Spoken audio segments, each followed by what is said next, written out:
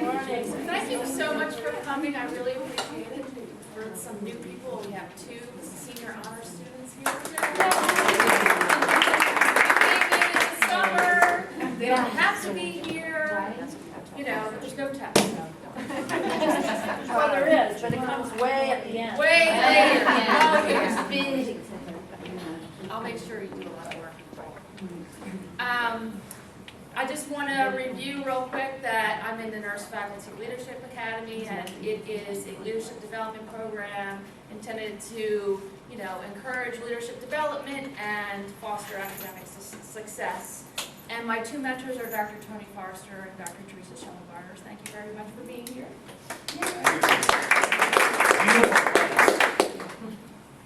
Today, we're going to talk about sort of like the meat and potatoes of this whole presentation, my project, the team project, that hopefully, you know, have people who want to be interested in you know, being involved in after this presentation, and I'll tell you all about it. So part of being in the NFLA is to lead a team project, and the team project for this particular session is going to be end-of-life clinical experience for senior nursing students. So that is my passion in clinical and education and everything else. I love teaching end-of-life care because it's really important. Nursing students need to come out of nursing programs with the ability to care for dying patients physically, emotionally, psychosocial care, spiritual care, all of those things. But you know, as we get into talking about the literature review, it's really lacking.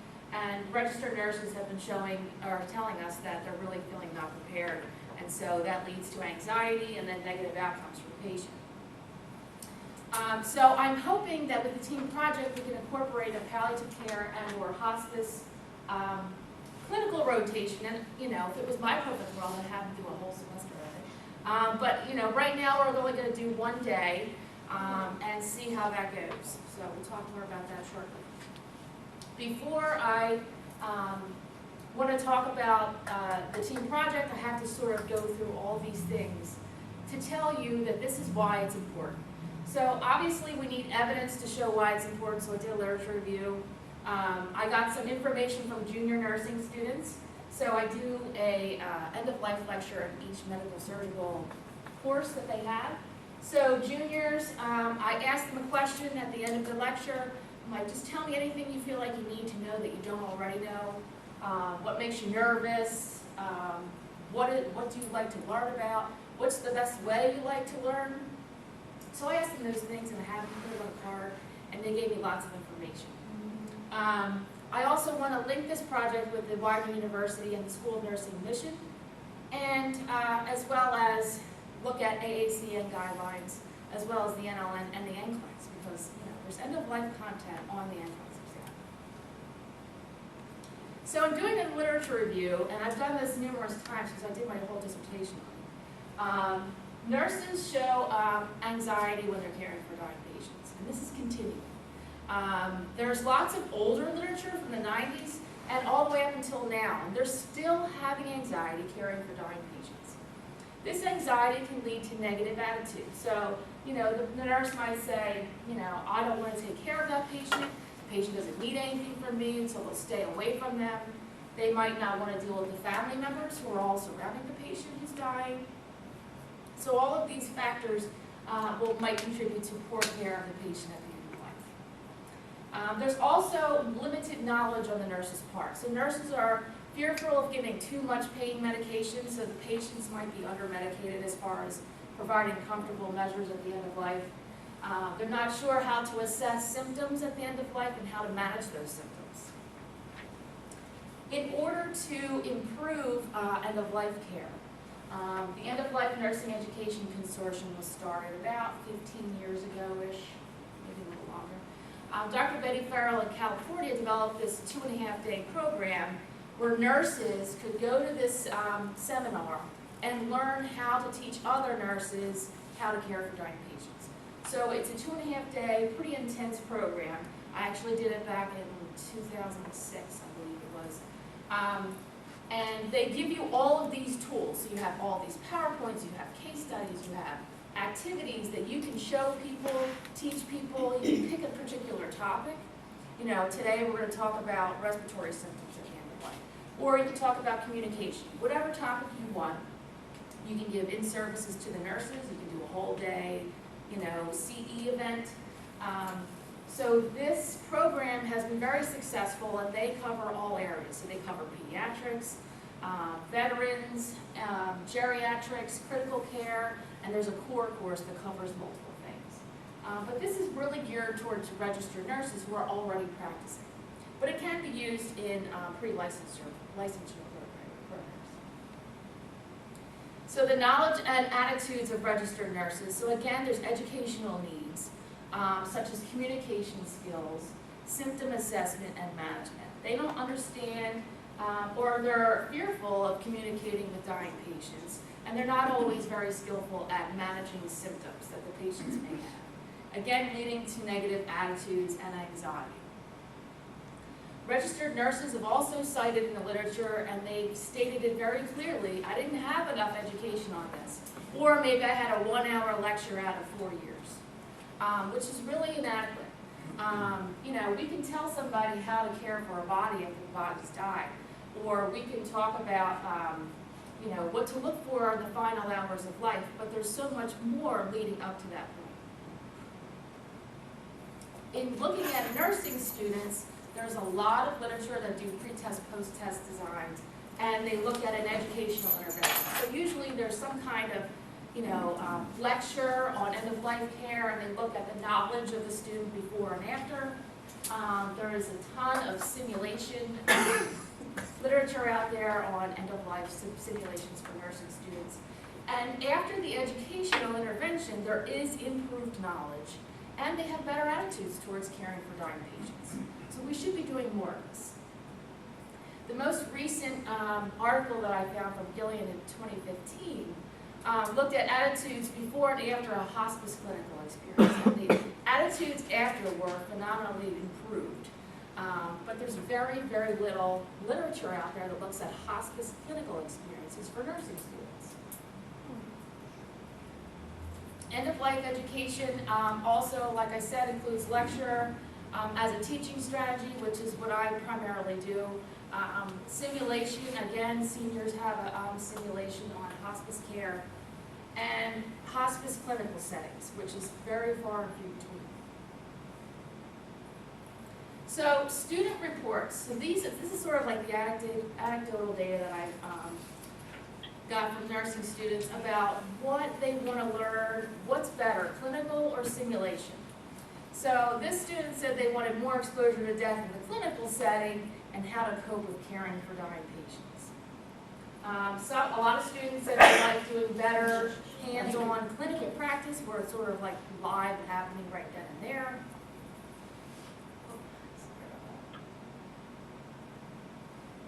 They want more experience dealing with the family, and they want their clinical instructors to guide them in the hospital setting. And that's really, really important because as a student, once they graduate, they're not going to have necessarily the support in the clinical setting if somebody dies. You know, other nurses might be really busy, they won't have time to stop and help them do something.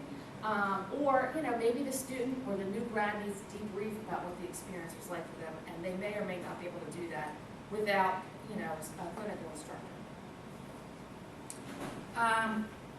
This particular student said they can be lectured on dying, but they don't know how they're going to handle it until they actually experience it. Right. Students, again, they like simulated scenarios because they may not experience end-of-life care in clinical. And that's the other reason why this project would be really important, because you can have students in clinical and say, hey, yeah, that would be great if the clinical instructor is assigned a patient that was dying to a student. But that's not always going to happen. Patients aren't always dying in med-surg, but sometimes that does happen, and then there's other barriers. So the staff might not think it's a good idea for students to take care of the patient. Maybe the patient doesn't want to be bothered with the student. Maybe the family's not comfortable with it. So to have a dedicated hospice setting where you know you're going to talk to somebody about their preferences at the end of life, manage their symptoms, talk to the family, manage their pain, all those things. You're definitely going to have that in a hospice setting. This student thinks that the death sim would be better to handle the situation versus this other student that said they don't feel like the sim would be beneficial because it's not a real person. Even though we do have live actors that portray the family, the actual patient is sim man or a simulated person, so it's not really real for them. Although it probably may be easier because it's a little less scary. How do you know when to ask the question about dying? So a lot of communication issues with students. They're really scared to talk to families and patients about the dying process. How do I have a death conversation? I want to know more about how to handle end-of-life conversations with pediatric patients, which I thought was interesting. And how do you approach the doctors when you want to advocate for the patient? This is really difficult for students. And I think it's also really difficult for nurses too. Some nurses are more comfortable with speaking up against doctors and saying, this is what the patient wants and you need to follow it, and then other nurses may not be so comfortable doing it. Students also want to learn more about how to keep the patient comfortable. And I like this one. Lectures should focus on the philosophy of how death is handled in the United States. That's pretty good for I've never seen anyone die before. I'm afraid I'll get emotional. So how do they handle their own emotions while they're dealing with the family members? So moving on to the AACN, back in 1997, with the Robert Wood Johnson Foundation, the AACN put together a document called Peaceful Death, which was competencies for end-of-life care. And this was a resource for educators to prepare new nurses for the complex needs of a patient at the end of life. And they had maybe 10 competencies that were really, they felt that were essential. But now it's been updated, and now it's called CARES, which is Competencies and Recommendations for Educating Undergraduate Nursing Students, and they have 17 competencies, which I didn't write them all down here, but these are just a few examples. So promoting the need for palliative care for seriously ill patients and their families, recognizing ethical, cultural, and spiritual values and beliefs about death, educating and communicating effectively with the patient, family, and the healthcare team, performing a comprehensive assessment of pain and symptoms common in serious illness, and evaluating the patient and family outcomes from palliative care. The National League for Nursing just released their research priorities in education, and they are looking at improving palliative and end-of-life care, and that is one of their research priorities. Also, improving quality of life by managing symptoms of acute and chronic illness. Now, end-of-life care is really sort of, I don't want to say the symptom, but it is the end result of chronic illness, and many, many Americans are living a really long time with chronic disease. So this issue is going to be at the forefront of healthcare really soon, especially with the aging population. So you have all these patients with multiple chronic diseases, and then at some point it's going to be end stage. So they might have end stage COPD or liver disease. These patients are going to die, and I think a lot of people assume that, you're talking about end-of-life care, it must be cancer patients. Well, that's true too, but there's also a lot of chronic illness that people need managed, and then at some point it's just not going to be able to be managed effectively anymore. The NCLEX has about a third of end-of-life topics on it. So management of care can include organ donation, advanced directives, and advocacy. Psychosocial integrity includes end-of-life care, grief and loss, therapeutic communication, which again, that's what students seem like they're really having a difficult time with, and religious and spiritual influences on health. There's also comfort interventions and pain management that are on the NCLEX. So I think that Widener University, along with Sigma Theta Tau and the NFLA, can really work together and the School of Nursing to improve student learning outcomes in end-of-life care. Widener University's mission includes leadership, engagement, inspiration, and this team project can combine all of those things for the students. As far as leadership and engagement, we're going to be using high-impact educational practice by sending students to a hospice clinical setting, which apparently, according to literature, not very many people are doing. So this is a really big step forward for clinical practice. We can also increase faculty participation in scholarly activities by turning this project into a research study, which I'll get to in a few minutes when we talk about sort of the nuts and bolts of what's going to happen. And we can engage the faculty and staff with challenging leadership development opportunities. So this is going to be, leading possibly even the profession forward in end-of-life care. The partnership of Widener and the School of Nursing with the NFLA will provide leadership development and ultimately collaboration which will improve student learning outcomes.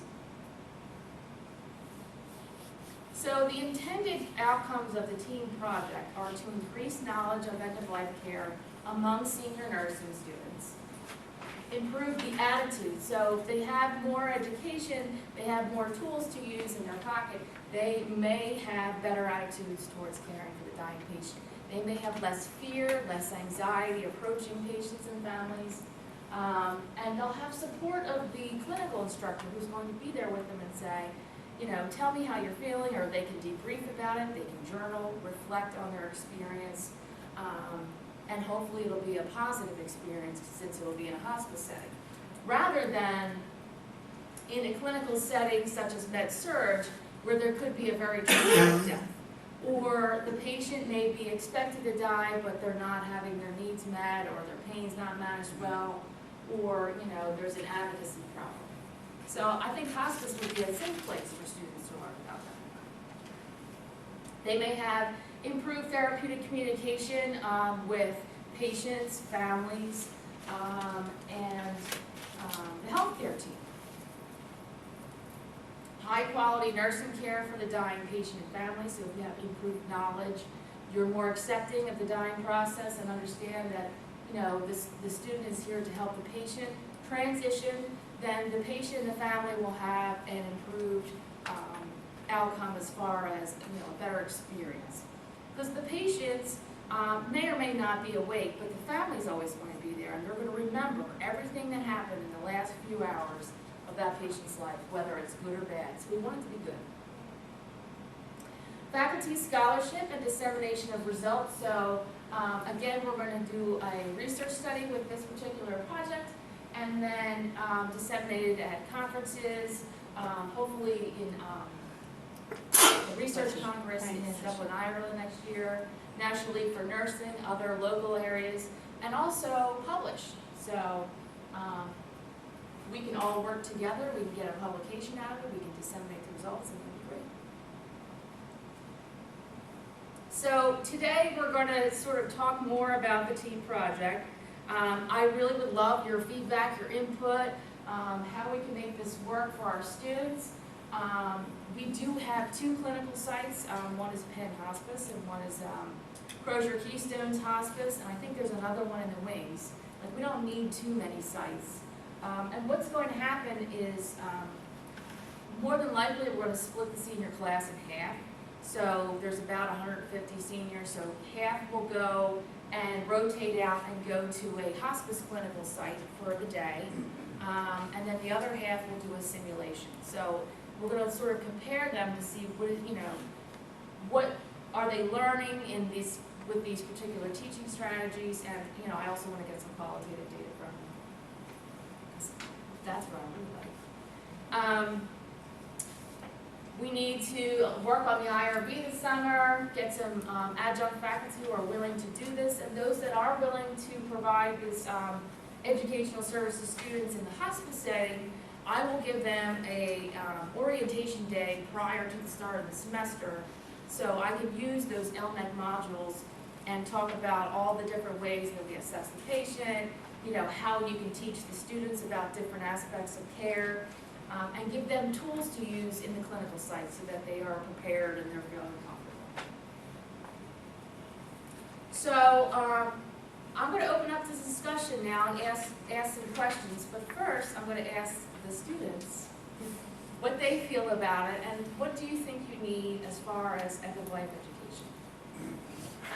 My main thing is the family, because I go in a room and a dying patient's there that I've never experienced until Jefferson, after I work right now, and I had my first experience, and the nurse took over because I had no idea what to do.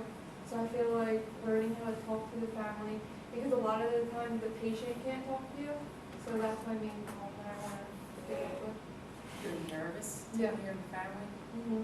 Because they ask a lot of They questions. ask a lot and I'm not sure how to answer. Okay. I volunteer in my hometown on the ambulance squad and just pass my EMT board, so. Congratulations. Thank you. I have not dealt with a dying patient. I've dealt with going into a cardiac arrest, or 2 nights ago, we actually had somebody that they do a DNR, so I feel uncomfortable with the family there crying, and I don't know what to say. So I would agree with Becky, it would be more of the family saying. Communication. Yeah, communication. That's why I feel the hospice setting probably would be best, instead of like a teacher or something acting like the family. Instead of a simulation? I think also it might be better because that is a specific site where they're doing specific things with dying patients. Whereas if you're a med surg, you're running around, you might have, 1 or 2 other patients, or somebody needs help, and you get distracted. Like, you're kind of torn between, I gotta save somebody and this one's gonna die, and it's hard for students, I think, to separate that. So, it would be a good experience. Yes, Linda? Do you think that the students in your senior elective, because that's in the fall, will have any kind of advantage to the They overall might, and I thought population? about that. So I have 25 students that Dawn and I teach an end-of-life course, but it's an elective, they get to choose it. Are you guys in that class? No. We don't take. We don't take- Oh, that's right, you're doing the honors thing. I wonder if they need to not, I don't know. I'm just thinking out, what, Well, I could put that on the demographic sheet, did you take any? Or have them as their own separate cohort Yeah. and see what their information, Yeah. in a way you can see at the end of life elective. Because they would get a sim, and if you put them in the rotation. Because they get an extra sim. Yeah. Right. right. You But could then- handle it statistically too. You could take it out statistically. Okay, I need, see, I'm not a Yeah, see, stats this is all person. new. I have to defer to Dawn. But they could be their own separate Right. cohort. Yeah. But just also remember that who you have in that elective, they're not going to be grouped by clinical groups. Correct. So, They're gonna be scattered. they could be in, Right, so 15 they could clinical have groups. it, they could have both then. Yeah. They could have both. Yeah. I think you asked the question. I think it would be interesting to see if they have even more. So I don't have to Better separate outcome. them out into a different group? No. No. Yeah. I mean, if you're randomly assigning, I'm assuming you're going to randomly assign clinical groups, not students. Right. So if you're randomly assigning clinical groups, wherever Wherever group they land. end up being in, They could get simulation twice, or they could get. or they could get. One Well, each. yeah, they would, they would Is it get their- simulation twice. I mean, they're, yeah. The people Is in it the a different- class will. Right, so the Oh, they people- might. they Is would. it a different sim? No, some of the, They might that's not. like Some half are of the gonna kids be are doing in sim and half of the kids are doing. Yeah, but they also have hospice. senior med surge too. Oh. So we- Well, no, because You'll not change all that the up. seniors are gonna have the sim. Oh, I see what you're saying. Yeah, So you're we're gonna gonna do- take that out of the med surge, Yeah. is that what you're saying? I got you. But the Okay. student that is in your guys' elective, is it the same simulation? No. Okay. That's what I We wanted do a to know different too. one. Yeah, they do it, it's a different scenario. Yeah. Okay. So then, right, so some kids at a minimum, every senior student will have either a simulation Right. or a hospice. Your group, who are in the end of life thing, will have an additional Mhm. simulation. Right. Yeah. Right. Right.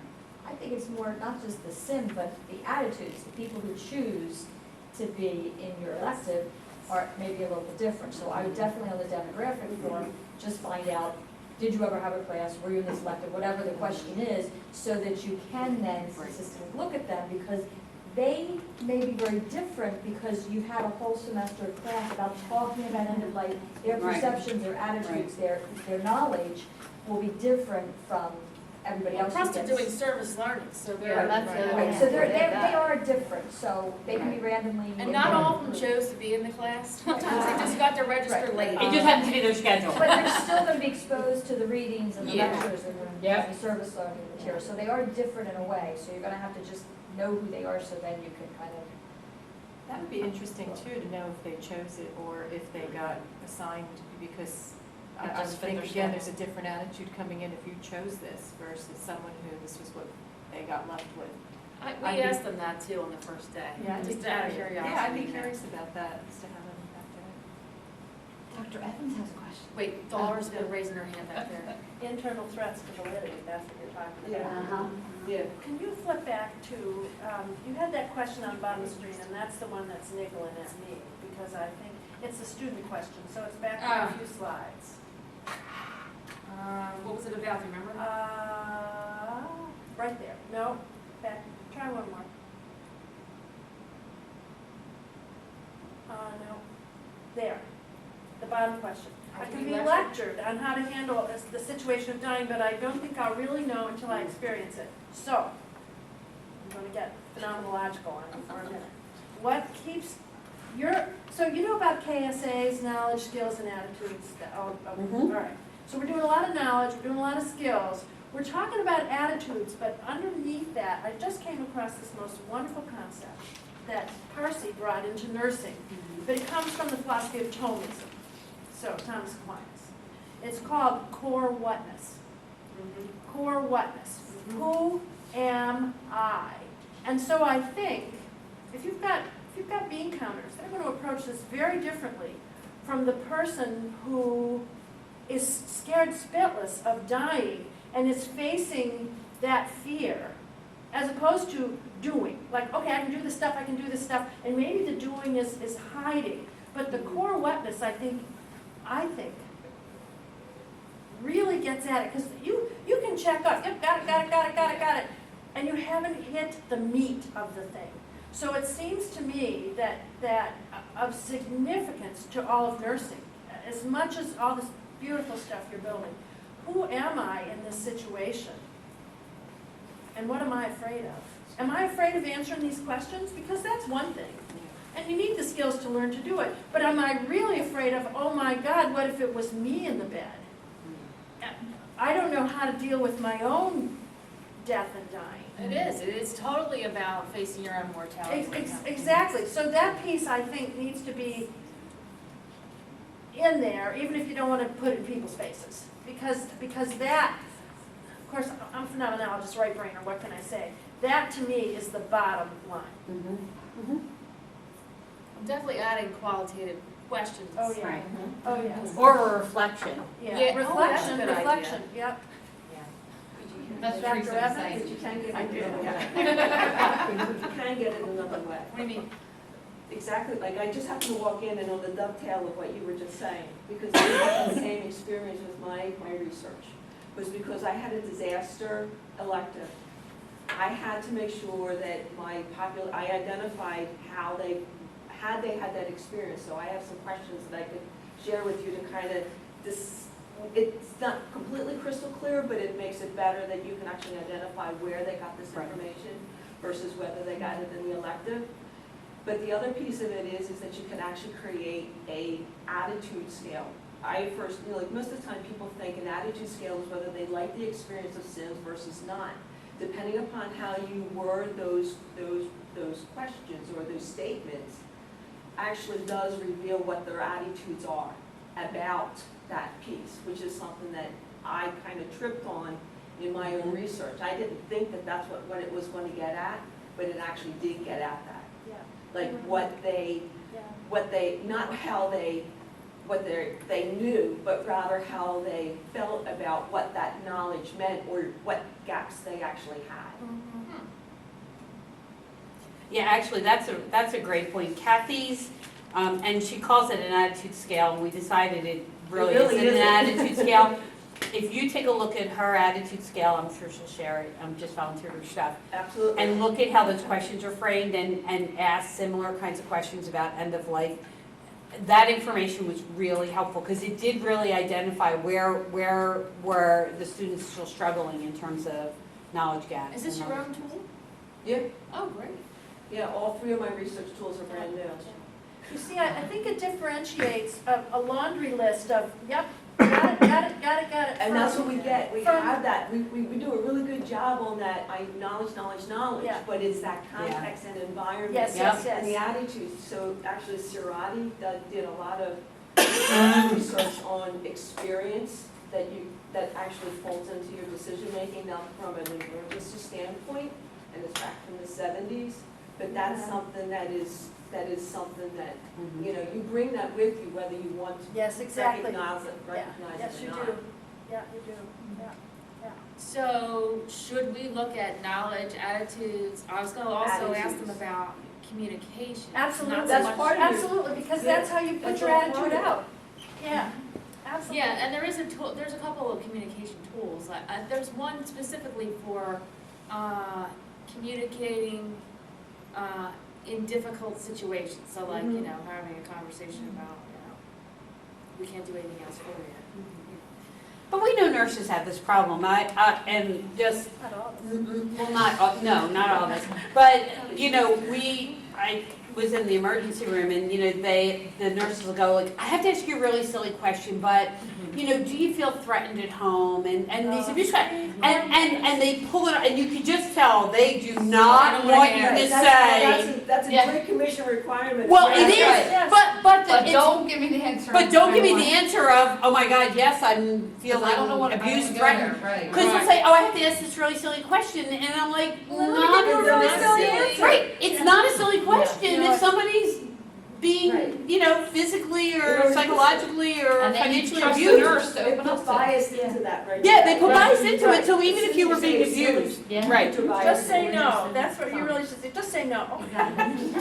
So if we have nurses who've been nurses for a long time who don't feel comfortable asking about abuse, Yeah. Lord, Well, and no. there's a lot of therapeutic communication on NCLEX, you know, just questions. Yeah.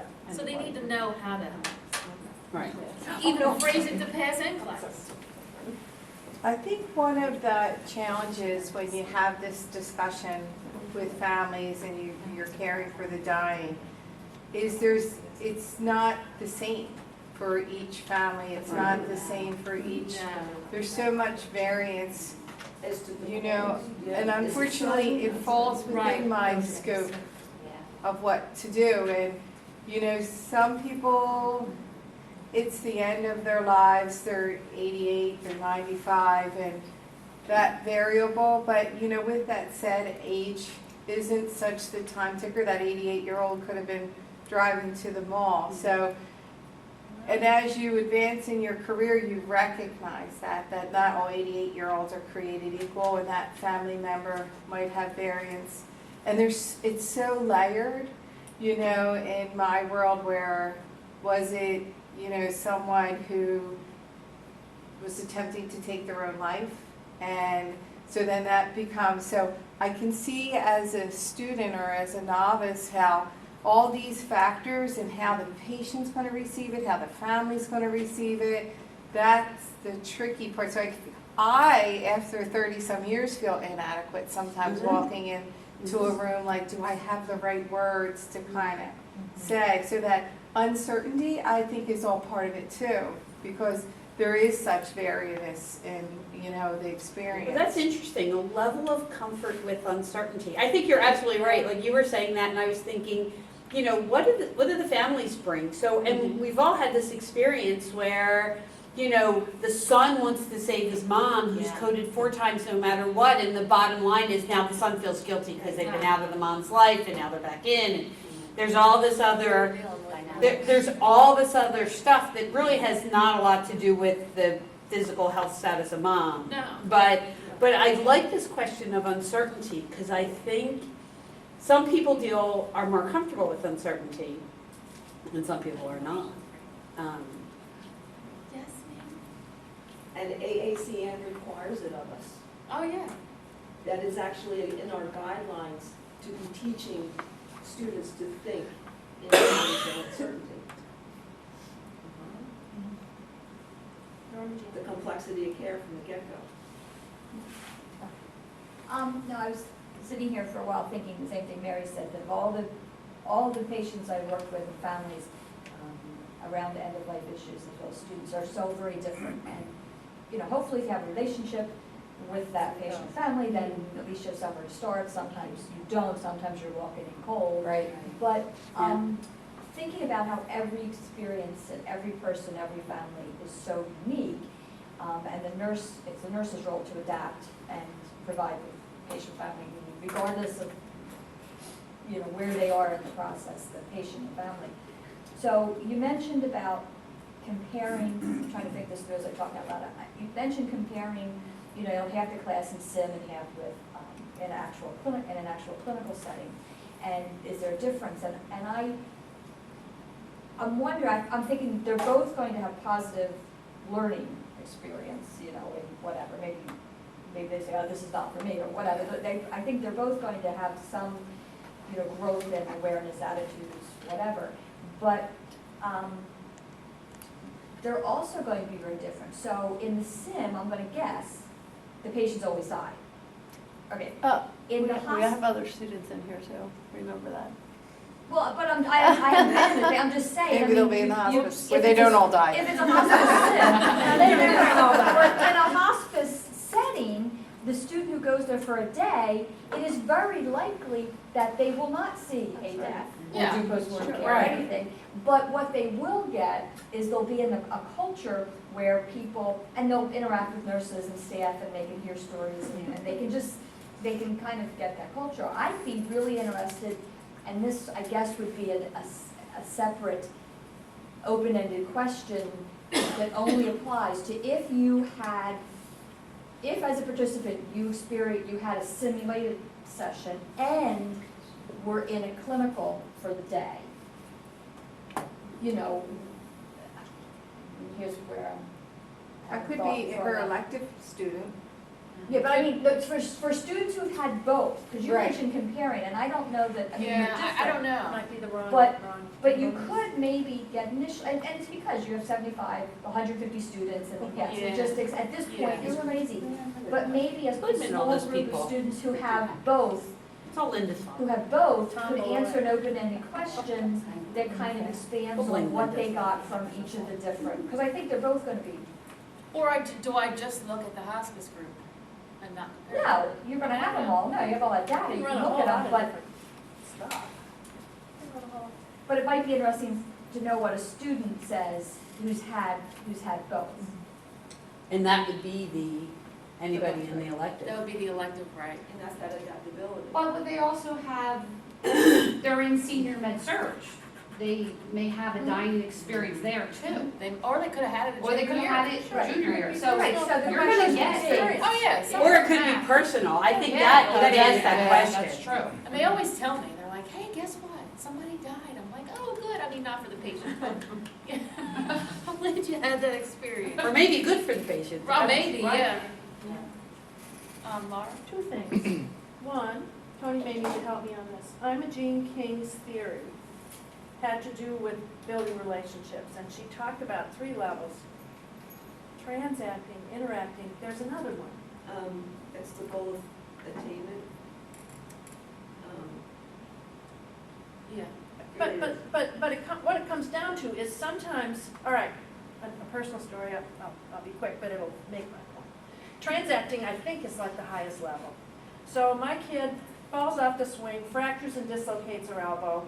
I worked in peds, and I saw a lot of people die, anesthesia accidents, thank you very much. So I'm running around this hospital like a crazy woman at 2 o'clock in the morning, saying to the nurses, you know there are anesthesia accidents, never happens. You know there are anesthesia accidents, never happens. Finally, 2 o'clock in the morning, I say to this nurse, you know, there are anesthesia accidents. She says, yes, they are. And as soon as Katie is in the recovery room, we'll let you go in and see that she's okay. I started bawling. I said, thank God somebody here understands that there are anesthesia accidents. Now, that was like transaction. We bonded at that moment in one sentence. So I think that's an important piece of this. Sometimes you just don't get there, but sometimes, I mean, how many times have you seen it? It's like, we're cool, we got it, it's okay, I can take a risk because they get me and I get them. It's all right. So that's one thought. We might want to look at I'm Jean King and how quickly these relationships can develop. My other thing, this comes out of an old book by Wilson and Niesel. It's a psych text. I had to order a new copy in 1988. Within the clinical groups, actually diagramming what's happening among the group members, because that dynamic itself could really whack out your results. These students are not doing this alone, they're doing it with a bunch of peers. If they, and this looks at things like who's taking the lead, who's not leading, where is their friendly interaction, where is it neutral, where is it hostile? I mean, has somebody talked you out of the right to feel what you feel? Like, you can't feel that, you're a nurse. Okay, so you lie on your answers because somebody just told you it's not legit. So this little instrument, which is really easy, to have the people in the groups watching each other, somebody sits out, watches, and sees what's going on, I think is really important. And thank you, I'm done now. I have one more okay, thing to add. Katie. What, somebody have a question? Yeah. I think as nurses grow their skills, they're looking for some kind of reinforcement and validation, like, oh, I did my IOL today and I noticed their urine output was low, they must be dehydrated. Like, they kind of feel good about themselves, they feel validated. In the caring of the dying, sometimes you don't get that validation because the family's not in the place to say thank you or you did a good job. Like, they're dealing with whatever they're dealing with, and you leave the room feeling like crap. Like, I disagree with that. Yes. well, I guess mine is sometimes sudden or. Well, you have a different, you're trauma. She's in trauma, yeah. No, but like our, I want to say the ones that mostly end up on hospice or is the elderly that for whatever reason they were on AFib Coumadin and they fell down, they got this awful bleed, and people aren't in the place, so the families aren't saying thank you to us. They're not saying, or if it was the young car accident victim. So I want the young nurse to realize you did a good job, even if it wasn't validated. Right. Well, even the patients don't say thank you. No, they're I know. So that reinforcement of, of making yourself feel good about caring for the job might not come from without, it might have to come from It's definitely an within. internal thing. Just quick, I actually started in oncology, so I still have letters from families who I barely even got to know, but thanked me, thought I was like an angel of mercy, because I Exactly. walked in the room for 5 minutes and I could go Exactly. get a cup of coffee. Exactly. So there's those moments which I think are wonderful. The other thing I was just asking is Dawn, because, with the RN to BSN students that are online, the Gero course talks about, that's where we have, really, I think, death and dying only really. So just moving forward, I would wonder if we would have an opportunity to maybe tape one of your sims or something to be able to share that as a resource, because they can't physically come here, but it'd be wonderful to infuse some of what you're doing within that course, if not others. Yeah, I'm sure they didn't get anything in their associate's degree program. No, and we have them do the conversation project. There's a little bit of the, kind of death and dying discussion and that piece, and they're all varying levels, but just, I know that's That's a down the great road, idea. but That's a something great moving idea. forward, that would be really great if you, Yeah. because they're undergrads too. Yeah. It'd be wonderful to be Yeah, able to and some kind of infuse even a reflection, I was thinking, show them that video and Yeah. say, again, what went right, what went wrong, how do you feel about this, have you had that experience? I mean, I think that would be. There's lots of videos, and like PBS has Oh, sure. fantastic Yeah. videos. And I think there's some of, I have to go back and look again, I didn't teach it last semester, I think there's some of that little bit built, nothing to what you're talking about, and I just think that could be really That's a a great idea. great part to add for that. It could go in the Gerald one that I teach it. Yeah. I don't know, we can talk Grad another time, programs but too. just something to keep in mind, because I think that would be Grad really programs too. important. It's even, I digress, I apologize, but what's even more interesting, I suspect when people are writing, believe it or not, dissertations, if they have this level of involvement reflection, thinking about the experience. And anytime you write a paper for a course, if you're standing 50 feet away from it, writing it down, it looks like a laundry list. If you're living it, if you say, I get it, I'm here, I'm seeing this, I know who I am relative to this, I know why this is important or not important to me, I bet the writing, would all improve. As opposed to someone who stands away and says, okay, I gotta crank this thing out, point, there, done. Not to mention grades. That's absolutely true in published scholarship too. You can see it, Absolutely true. you see it, You see it as an editor, you see it as just a reader of absolutely, literature. yeah, absolutely. Same phenomenon, interesting. Are there any clinical concerns that you would think of? Let me ask you this year. I've seen them pair up a lot, which, you know, any clinical, even if it's a senior med surge, they all run to each other and they try to go around in groups. Students You are have to gonna- kind of split yeah. them up, Oh, so- because they're nervous or? They're nervous Yeah. and, right, they don't want to be wrong, bouncing ideas off each other, which Well, it's I good don't mind support. for med surge one, because it's their first experience, but when they're seniors, I try to break it up. Yeah. So I don't know. Well, I know for Penn Hospice, they might have to be split up where there's only 4 and 4, because it's a small unit. And I know on Tuesdays, they have family meetings, so they'll get to sit in on all the family meetings. And then Saturday would be the other day, and there's probably not so much going on that day. But, and then for Crozier, I don't know how many we're put there, but for, you know, I don't know that they would, maybe they would, I don't know. What do you say about this? These are like a larger group, I was gonna say, now that we're junior, seniors, you know people that do things, and you know people that will help you, so I feel like, you go to the, that's what you go. The helpers? Well, that's the same in the Yeah. profession, when you graduate. But that's what we need to. I don't know if you can divide them a lot, but I know with senior leadership, the feedback I got, they learn so much more being on their own. Good. And being pushed to, you know, work on their own independently. Yeah. I know it might be hard in a hospice situation. Maybe, maybe not. I mean, they're not gonna be doing a lot, they might not be doing a lot of technical skills, they might.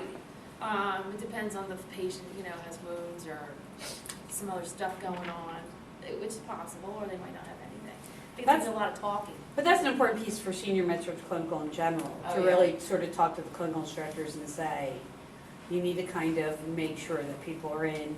Yeah. And if they all have their own 2 or 3 patients, they you know, they probably shouldn't have a lot of time to be helping each other. They really need to be sort of focused on their own stuff.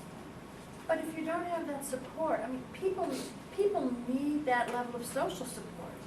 Social support's one thing, if it's saying me, Laura, you have to come into every patient room with me and do the bath together with me. Oh, and do all that's that. different, that's very different. That's very social support That's not versus. realistic at all. Right, right, so you're never gonna have somebody with you in real No. life.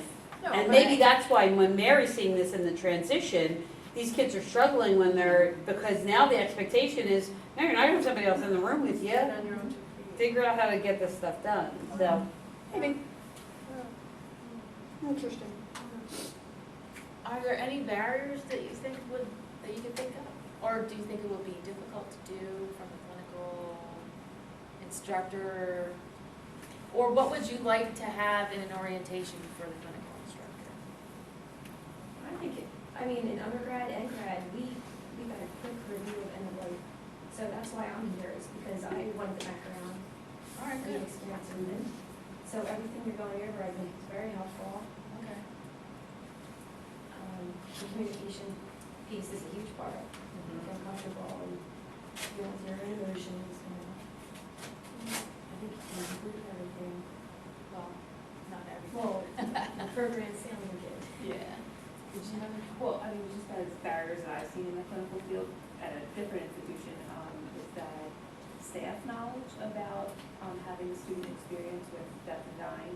When you're trying to get assignments for your students, a lot of staff will say, oh, don't have it, you know, we don't want to put you with the patient who's end of life, or they're not going to really do anything, so we're not going to give them that patient. So it's a lot of education for staff nurses, charge nurses, even like unit managers, because Oh, definitely. they don't really see the strong connection, that's but that's really important. And that's a huge barrier. They think, you know, you're not gonna do anything. Right.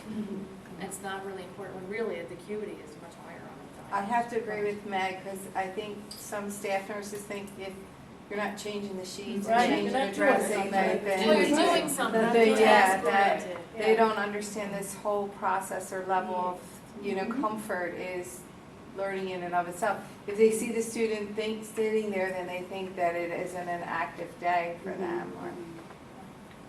And the students sometimes I don't was just see gonna say that. that. Students Yeah, feel the same definitely. way. Right. Student perception too. I wonder if, I don't know, I'm a psych nurse, what can I say? If you might want to look at the Myers-Briggs scores of people involved, because that could make a big difference too. I would, I mean, the way you process information is very different. Us NFs, we have one way of doing it, and the STs, they're like Rose and me, like we're 180 degrees. But we feed each other, Mhm. so it might be really interesting. Mhm. And you could do one of those, I don't think you have to do the big $36 pop one. Just get online and, Only if I get grant funding. there you go. Well, yeah, then you can really do it, yeah. Steph, I have a question. Yes. This is all gonna be focused on the med surg patient because we, Pam and I do a lecture on perinatal loss. That's great. Oh, boy. And yeah, It's huge. it's huge, Huge. it's very heavy. We have a speaker that Pam knows who comes in and talks about the memory box. Oh, God. Footprints, lot of care, support group that all hospitals that deal with, that have maternity services, where they coordinate follow-up on, a weekly basis and a monthly basis up through the 1-year anniversary of their loss. So that, it's really strong impact Wow. with the students, although we do not incorporate that in our testing at all. And we tell them ahead of time that this is an optional lecture for you if anyone has experienced a recent loss, that perhaps you may, this may be a sensitive thing and you may want to opt out. But I would say all the students come anyway and find it an excellent resource. Because perinatal loss is so common. So I don't know whether you wanted to incorporate that This group into will it. be, they'll be the juniors all had it. Right, everyone's So they're exposed, coming everyone's exposed. exposed to that, Yeah. an hour and a half lecture regarding perinatal loss. Yeah, a couple of the seniors in our elective did perinatal stuff. So one girl, it was the first year we ran the class. She went to a NICU, I think it was in Lankenau, and she sewed baby gowns for the babies that died. They got photographed in it. Exactly. The parents got the gown, got to take it home, and she brought in the pattern and the gowns that she made. So I thought, oh my God, this is awesome. Right, exactly. And so, yeah, this person, brought in clothes that, all these women's auxiliaries knit baby booties and Yeah. hats in varying sizes, be it an 18-weeker or a 28 or 30-weeker. The loss is still a loss, and, so it really was an impactful lecture, and I didn't know whether you wanted to incorporate perinatal loss as well throughout this, or whether this was strictly med surg, because a loss is a loss is a loss. That's right. Well, this is definitely med surg because I have to access to the clinical groups Right, okay. because it's my Uh-huh. course. So That's the Yeah. next study, the next study. yeah, next study. The follow-up Perinatal study. loss, right. Well, and that's Elaborate harder on to that. predict though. It's Yeah. one thing you can get students in a hospice where Right. you know there are patients. Right. To Perinatal predict loss is- perinatal loss and. Yeah, that's really hard because there's not really a hospice for Right. pregnant people. I mean, unless you're the mom has a disease or something. But, Right. yeah, that would be really hard. But definitely we should do something like that. And then maybe the next study is the staff who have secondary PTSD from dealing with this stuff when it's not handled in the clinical side.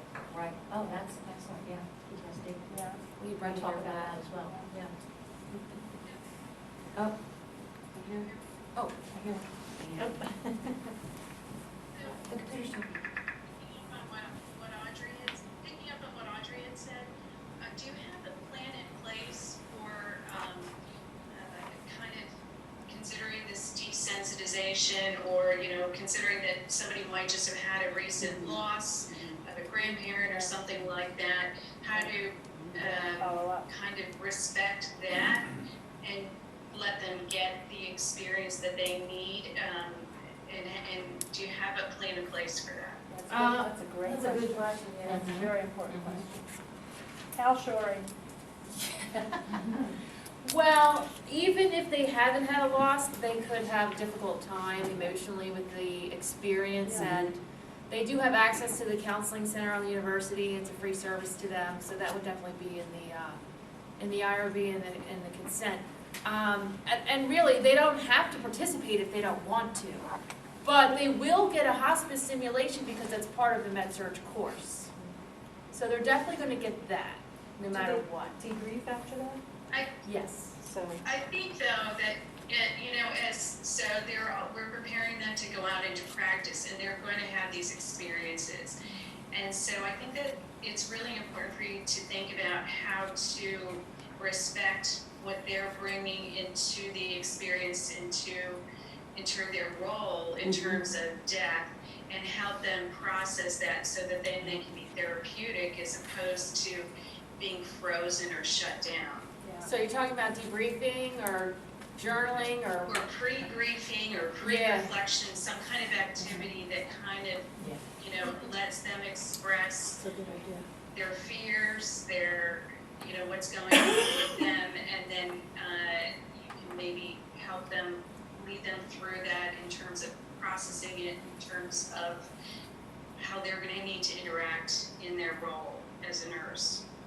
That's a really Because awesome I've idea. seen it, I've seen it in like Audrey with women, students that have had miscarriages recently, and they go into the nursery and they have to hold a newborn for the first time, and they lose it and they have to leave for the day and things like that. So I just really think it's important that you kind of think about something for that. Okay, thanks, Ann. Actually, is a good idea. Yeah, so before because we're gonna do like a pre and a post, like, with some instruments looking at attitudes or communication or whatever. So we could do a pre-reflection, they can write down, like, what are their expectations, what are they afraid of, what do they think they're gonna see? Yeah. And then do a post, how did the experience, how did it go, how are they changed, what did they learn? I wonder if, I know Brenda couldn't be here today and she's interested in being involved. I wonder if as part of that, maybe even a session on when you're feeling emotional. So when, sort of, how do you manage those own emotions? And, students struggle with this. Do I cry with the family? I'm really moved by this, do I cry, not cry? What, how do I manage all these, my own emotions in the moment? Because sometimes you can't just leave. So maybe even a something. And So the clinical instructor could do that as like a pre-conference meeting? Yeah. Or Brenda could do that right. as part of a, sort of have the group meet, even pre-simulation maybe, have the group meet, talk about, how do you manage this overwhelming emotion, sadness, or your own personal, this brought up the memories of the grandparent dying, or, Will they have an option to opt out if this is really? What Something about that hospice they then, because identify? that's a requirement for the course. Well, Do they have an option to opt out? I mean, just if If it like, came they're in the to- middle of their father's on hospice or Oh, something, well. the like, I I'm mean, just I saying, like, like in that. extreme, We've like, do had they it opt before. out for that? What do you do with them? Or has no one ever No, asked? they have not opted out, they have sat through, they've gotten emotional during briefing and, and they've been told that they could go, but most of them, through that one, have stayed. And we've had a few that grandparents have just died or, and that's probably common with this age group. It could be a grandparent. They have a lot of parents that are, We have serious. recently. I'm seeing more Yeah. parents. Lord. in this age group, People need to have permission too to feel what they feel. See, You're that's- not an yeah. automaton, it really, if you're like hysterical, you should like Well, get yeah. away, but, and get some help. But, it's, An appropriate response. yeah, it's painful. It is. And I've told students, I'm like, it's okay to cry. I mean, I've cried in front of people, Yeah. especially if I've taken care of the patient for Yeah. a long time. I Yeah. know who they are. Yeah. Or even if I don't, if it reminds me of somebody, Yeah. Um, Yeah. I took care of a guy who was my age and he had 2 kids and he was dying and I had to leave the unit. Like, I couldn't even deal with him because he was my age, you know. I've told them that. I'm like, it's okay. Yeah, and I think that's healthy for them to hear. Yeah, You know, that even as seasoned practitioners, we feel that. yeah. It was really hard.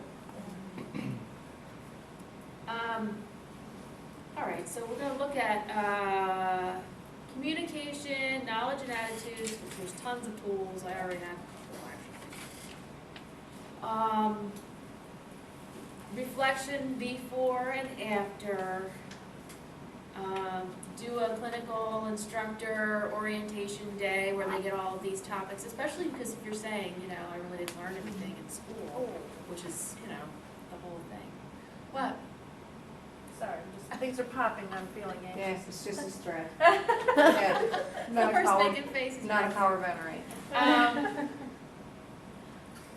So, if anybody is interested in, you know, jumping in and being a part of the project, please let me know. You don't have to volunteer right this minute. It's fine. You can always email me, but more the merrier. And I still, you know, I don't know how I'm going to separate out all these groups yet. I just want to make sure all the clinical sites are like set in stone, which John's working on really hard and you know, making really great contacts, which is awesome. Is there anything that I'm missing, or do you think that should be different? Is this a good idea or It's a great idea. I'm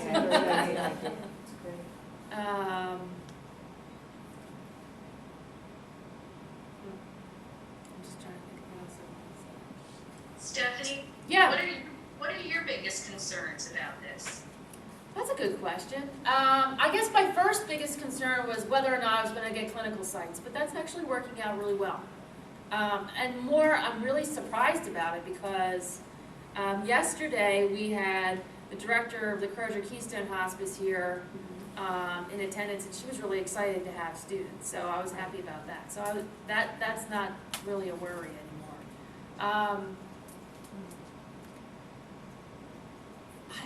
I don't think that I have any concerns. I just guess getting the sites was my biggest worry. Like, oh, well, what if nobody wants us?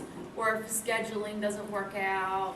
But because we're not going to do the whole 150 students, we're splitting it up, it's a little bit more manageable. Like, there's no way we could have, like, rotated them all out. It would have taken. I don't know though, if you have 2 sites and each site could take, you probably need 1 more site. If you had 3 sites and they could each take 8 students, you could probably get them all into a hospice rotation. And it's Because you're only going for 1 Yeah, day. because the Yeah. logistics is, I see half the group disappointed that they didn't get the real hospice experience. The sim people? Yes, Yeah. I do. Really? And that could be I one of see your them findings. saying, damn, I got the short end of the stick, I got the hot simulation. Or they might be relieved. Yeah. Well, you What could do you get that guys too. think? What do you think? No, I agree with you, Oh, because really? I was Yeah, thinking, I know you like, students okay, too, we're though. gonna get by to go to hospice. I know how Especially you since we think. are getting a Because you sim do anyway debriefing, for. your first debriefing is a tabletop. Yeah, I knew that would come up. But I see them all wanting, once they hear, I mean, you know how the Yeah. word spreads, they're all gonna wanna go to But the do that experience. first piece with your, like even your content. I don't know though. I don't know if I agree with that. I used to take them to hospice clinical when we did. But when it's the whole community group, it's what, Well, that's true. It's just they the want what, perception, it's yeah. the perception, that's all it is. That somebody That got could be a true. shiny But once they get there, they might say, oh, I wish I had simulation, because this is scary. Yeah. Somebody got a shiny penny and I Yeah. didn't. Yeah. That's all, it's just Exactly. perception, you got the dolphin. On the unit side, how happy would they be with having 8 new students rotating through every week? I was wondering that too. Yeah. That's Do you cumbersome. need more Yeah. units? Well, I Do you mean, Well- want more units? I don't think I have 2 confirmed and Is it the same clinical instructor that will be at the units so they'll know? yeah, it'll be the same person. They're Well, not that's leaving. beneficial, yeah. Right, so the clinical instructor will stay in place. They're just getting new groups of students. Yeah. And they won't have to like, you know, I mean, you can do like an informal evaluation of the student, like, you know, they did really well with this, they should work on this, Right. but it's not really gonna be, you know, a great kind of thing. Are you your other sim in med surg that you have? So if you could get 3 or enough sites, you could potentially give them each experience? They'd have a sim and a clinical? Potential? You need a pretty big unit, right? You need a bigger hospital. Right, see, and I think that's part of the Some challenge, of them most are hospital small. units are There are a lot of small. them are Yeah. small, because really, how many people are dying at one time? You know? In a setting. Yeah. Depends on setting. Sometimes, I mean, it's feast or famine, I get it's kind of like, yeah. having babies. They're all inpatient hospice? Yeah. Okay, you don't want to do You don't want to do home care? outpatient? I thought about it, and I won't, I'm not against it, I just think, it would have been easier for the inpatient instead of traveling to homes. Like, I think the logistics of taking the students and the instructor to homes might be more difficult than if they're just in one place. Yeah, That's just- true. well, you wouldn't be, yeah, you wouldn't really have an Yeah. instructor going with them. And you wouldn't want to Anyway, send a Yeah, student. yeah, that's true. Yeah. You wouldn't be able to. Would they go with just the nurse? Yeah, The nurse. nurse. No, they'd have to go with the nurse. Like in home health, like home health. Yeah, rotation. be Right, home what health. do they do for POP? I don't know. They don't, They don't do They don't do home health anymore. We don't do home They care. don't? No. No. Wait a minute, not from home health, not from home. That's good there. Speak up! Who is that? No, In Population Health, we do a segment on hospice care, and it is something we address, but it's done completely differently. And Seth and I have spoken before about the fact that how we define hospice and some of those things are very different in an outpatient setting versus inpatient setting. So part of the just what we're studying doing, and another study would look at how we define these things differently. We took out the home, Yeah, they don't that's put But the they home don't in go to that. the home. You though. can't say they Our don't go old to home curriculum, health for right. actual clinical. When I graduated from Right. They don't have a clinical. And I do the Does that hospice, make sense? I do the hospice lecture for that. Yeah, they're saying they don't do home health clinical anymore. Clinical, not the clinical. It's not that we would love to do it, however, we are limited. We do address the issue of hospice care, and In the we do have kids in school who are probably in hospice at some point, or who have died. We've had to deal with that in school, but again, we deal with it differently. Right, well, Karen and I had a conversation about hospice, and, because she's community, she's like, well, that's a community thing. I'm like, nope, there's people in hospice in the hospital, Yeah. It's not just. because they don't make it out. Or for whatever reason, they're so complicated with their care, they cannot go home. I have a thought, Dawn may shoot. Since the clinical piece is so complex and could take shape a long time, what if you put the students in rotating through as you plan, but what if you focused your study only on a simulation that everybody does? So it's not comparing the effects of one versus the other, Right. but it's rather looking at the response of the student to the whole notion of hospice, and people take on those roles in simulation. If I did that, I would look at the clinical piece, not the sim, because I already did a study on Right. sim. Right, right, well, that's, oh, I see, so you'd rather do all clinical, not sim. Yeah. Right, right. What did you look at in sim? It was a qualitative study. We were looking at the role of the nurse. So what did they perceive was the role of the nurse? Oh, but you didn't quite look at things we've discussed here in sim.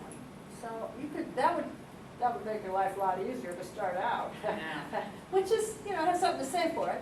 Easier is sometimes better. Yes, yes, one step at a time, yeah, yeah, You could potentially get a lot more data.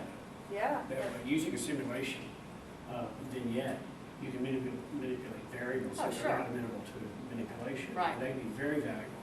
You can get to a lot of nursing students and a lot of nurses. Because that was my concern, standardization for the research project would be very difficult if you put it home health. Oh, yeah, God, oh, yeah. because it's a different world. Yeah, definitely. Well, it's only half of the group. Yeah, exactly. Right? Well, and I would think about, if you were going to do the simulation, I would think about standardized actors, not that our mannequin people are, Are sim mannequin people? Our sim mannequin Well, I think the actors have their own predictions. You got avatars over there, don't I think they're a little scripted, but they can ad lib, right, or no? What? Yeah, but Actors. we have the same person doing it usually now. Yeah. It's one of the sim facilitators. We don't rotate like we did before. But I mean, When we like, first you might started say, this is the scenario, do they just kind of roll with it and change it up? And, like, the student doesn't know what they're gonna say or how they're gonna act, right? wait. The standardized Yeah. patient Yeah. she's referring to. Yeah, I mean, you have to ad lib to some extent because you don't know what they're gonna say. Again, that unpredictability. Oh, So, yeah. I mean, Which is you- what they need. right, Yeah. so you don't know what they're gonna say, but, do we stick to our yeah, we do, pretty much. Stick to the storyline. The script. The conversation, script, yeah. the conversation runs all Yeah. around the storyline, it's not. Yeah. Kathy had something. No, I was just thinking that some hospitals actually have hospice beds, not necessarily a whole hospice unit. Right. Yeah, they do, but it's hard Yeah. to, No, there's sure also that- palliative care programs in hospitals. But the person is like all over the hospital. Yeah. Yeah. We And have they're not that, always, sometimes they're just dealing Right, with they're management individual populations, populations. yeah. Cooper does Just trying to that. find you more beds, that's all. I know. Right. Yeah, they, certain Scattered guys that better. are, That's yeah, the yeah. big barrier Yeah. with this, is just finding the Right. spots to do Because it. we're in so many hospitals for senior med surg, are we finding more hospitals with hospice units or no? Yeah, I looked No. at, yeah, No, there's not as. not no. extras, there's not They'll that many. they'll No. put it to a bed and then, because the patient may not be standing. But not as whole. It's scattered bed Right. hospice. Because They that have their movement service. is. And that becomes a challenge, so if we are assigned to Delaware County Memorial and we're on whatever unit, but there are hospice patients all over, we're not gonna be able to send the students to other Right. floors, because other students could be on there from other units. Sure. That becomes a little bit more of a logistics. Right. But Taylor has an inpatient hospice. Yes, we do. Yeah. We have a hospital with How many Taylor. beds is it? It's small, it's only 10, about isn't it? 10. And They're that's not- what she they're told us, not they're all restricted. filled. Right. That's what she told us, it's a 10, they're 10 there. Dying to get in That's here. what she Yeah. said, yeah. Mercy Fitz has VITAS. Yeah, I thought within they Mercy Fitz. Well, I'm trying to think of what floor, it might be a fourth floor, dedicated floor. Beautifully done, marble floors, a beautiful Yeah, family that's, room. every Great place. hospital should have a hospice inpatient. Yeah, great place for students. I worked. And we're when I there worked for Glen clinical Mercy- arrays, that's another one to tap into. Yeah, when I worked for Glen Mercy, that was one of the rotations that my students went through, and so I had a relationship with Mercy Fitz VITAS. Students came out of there wowed by their experience in caring for dying patients. You still have that connection? I can give her a call, the nurse manager, yeah. Or at least give Jonathan her name. Right, yeah, yeah. You could even use an episode of Call the Midwife. Oh, God. What about, There are some wonderful. there's From a Fabulous. peace well, that's perspective, what I was that just, Virtua, It's not a bad idea. What's called the. you know, what's that virtual well, I was place? just gonna try and see if I could find, I can't remember the name, but there's a pediatric hospice / palliative care It's a center, real shame. and I wanna say it's like in Wilmington. Like, I mean, yes, there are pediatric centers. But not at any of those chronic places like that Voorhees vet place Most or of the kids, they try and get home. Okay, all right. Most of the pediatric patients, but there is a center, and I swear it's in Wilmington, or it was in Wilmington, I don't I know. think it closed, Normandy. You think it, yeah, see, I haven't heard about it lately. I was gonna say, I don't know in Delaware any My palliative kids do care that. for pediatrics. Hey, Steph, can I ask a quick question? Yeah. So the content piece of this, the discussion about the dying patient and, you know, kind of the prep for the students, where will that happen? Will that happen in clinical or in med surg, or should they have come with it? Well, as far as everybody, all of the students, they get a lecture in junior year, Med-Surg 1 and 2, and they'll get a lecture from me in 3. And so the first year, it's really basic, like, this is what a dying person looks like, this is post-mortem care, this is what your responsibility is. And then just second semester, it's more advanced planning, so advanced directives and how to have this conversation, living will, and you know, respecting patients' wishes and those kinds of things. A little bit about palliative care and hospice, and then senior year, it's more like palliative care with the critical care patient. So they've had a little bit along the way, all along. Now, where would the lecture sit for fall, so that, would they all get it in the beginning before they go off to the? Yeah, because I do clinical? oncology at the beginning of the semester, so like the first 4 or 5 weeks is oncology, and then after that, they get the palliative care lecture. So it'll be at the beginning. Yeah. And half of them get it in population health, because I do the hospice lecture in there. Right, and then the other 25 students, Get 25 end of of the life. students will be on our elective. Right. Thank you. So I make sure they get it along the way in the curriculum. Thank you. Does anybody else? Yes. So where do they have this conversation? Which? The conversation we're having here, which brings up these very sensitive issues.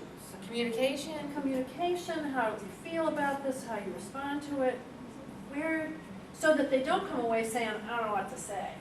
I know how to put the tag on the toe, but after that, I'm dumbfounded. She just started in one. Oh, yeah, I mean, I talk about that stuff in all of the lectures, and I say, give them a So lot you of started stories. there. That's when you started and you build on it on Yeah. subsequent. And that's usually when I say, it's okay to cry. Sometimes nurses go to the funeral if they've known the patient for a long time. I don't know, what do you guys think? You guys have the lectures. In your lectures, you do touch on it. A little bit. Yeah. I feel like, there needs to be more, but time-wise, and squeezing it in med surg. And then, they get therapeutic communication and psych and fundamentals, and They do. and even just in med surg, I mean. Whether That's they that transfer it. But that's that to-do list. Yes, it is, And then doing it is something different. Yeah, Yes, right. exactly. Right. Learning transfer. Yes. I think post-conference is, if you're gonna have these students in a center with an instructor, post-conference is where I've done Yes. all this stuff. So the sim, they have debriefing. The students who are in a actual inpatient setting will have an instructor and can do a post-conference debriefing, but I think you need to include some key pieces of debriefing in your orientation to the adjunct faculty. Because it's not just sitting around and saying, Right. How was your day? yeah, how was your day? Yeah. There's some specific. It's like prompts. Yeah. And that's actually a good idea. And on Right. some level, you've got to be really careful because you're talking about a crisis. Yeah. Right. And so there's special pieces to debriefing the crisis.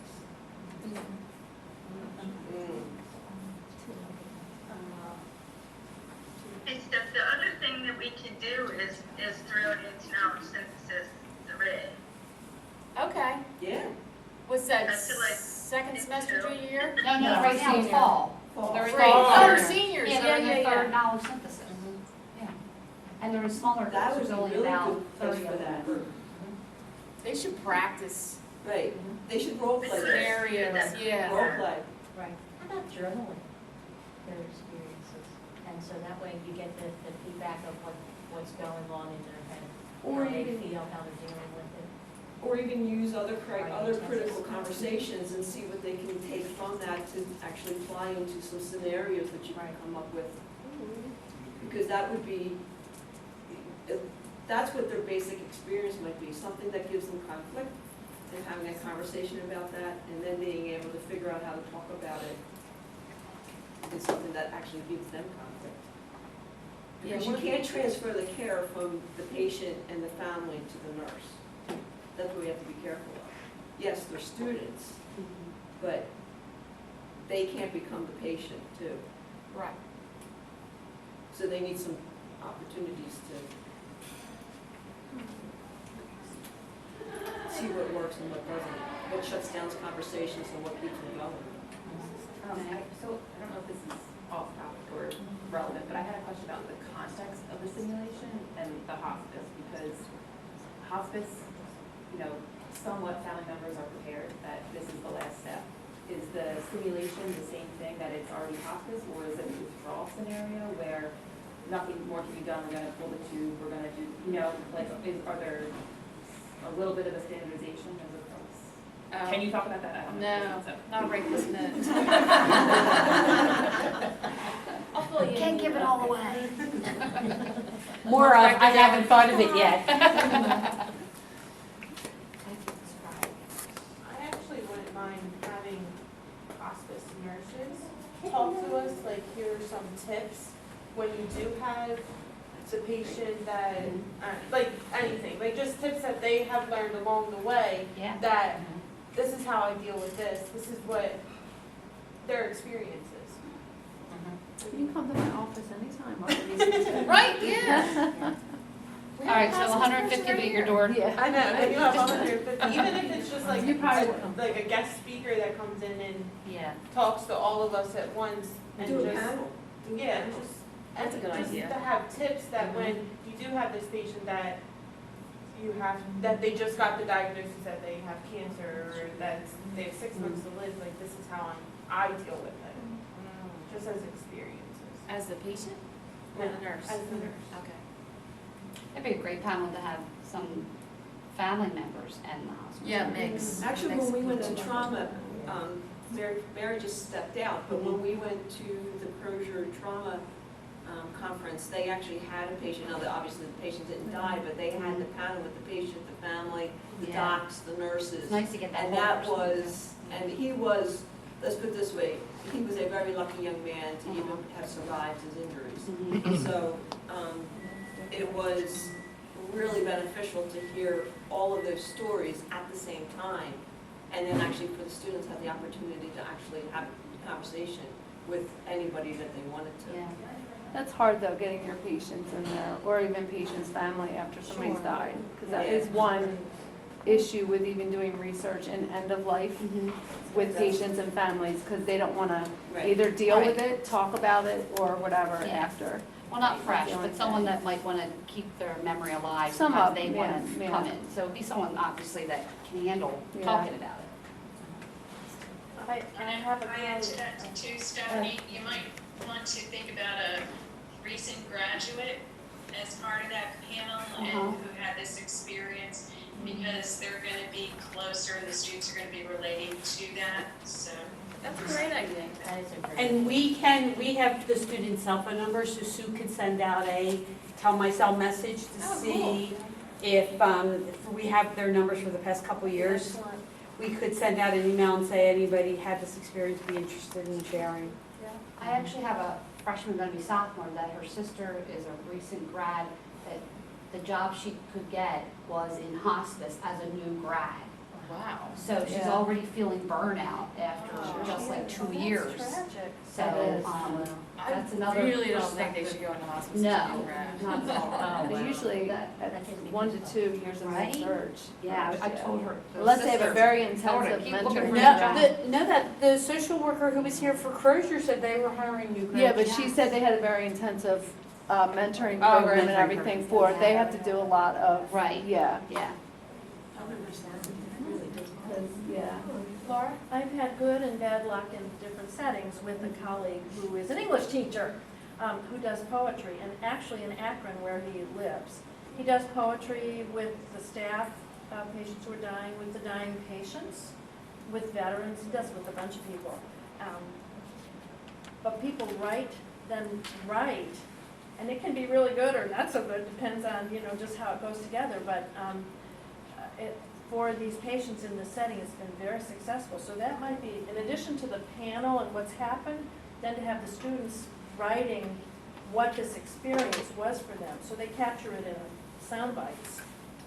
That's, And can talk about, and we tried it here with an English teacher who wasn't really oriented, and it sort of went over like a lead balloon. We tried it in another setting with my colleague who's done a lot of this, and it went over with like a lead balloon, but I've seen it work. So, that's another population. We do have a contact that they're now open up clinical at the VA, next shop, That's that they have awesome. hospice, and They they want do. to have wider students that John has to tap into. So, We definitely have them? Or I have the contact that, John's working on it. John can work on. Awesome. yeah, students in the VA? We're working on it. They're opening up to. Oh, They that's should definitely be at Yeah, Yeah. especially here. Yeah, Yeah, but we digress. it's been hard to get into the VA, so if John can get us in. Yeah, they're that'd just be opening cool. up the door to new schools now. Good we have. Which VA? The one in Philly. Right next to Oh, Philly, okay. Why, you know somebody somewhere else? Coastal's too In far. Delaware, Ellesmere. Elsewhere's not that far. How far? Dark one, still. Yeah. Uh-huh. We've moved away from the topic. That's okay. Yeah. I was just gonna say, let's take a 10-minute break and I can set up lunch for you guys. Thank you so much for all of your input, feedback, this is awesome. Yeah, this was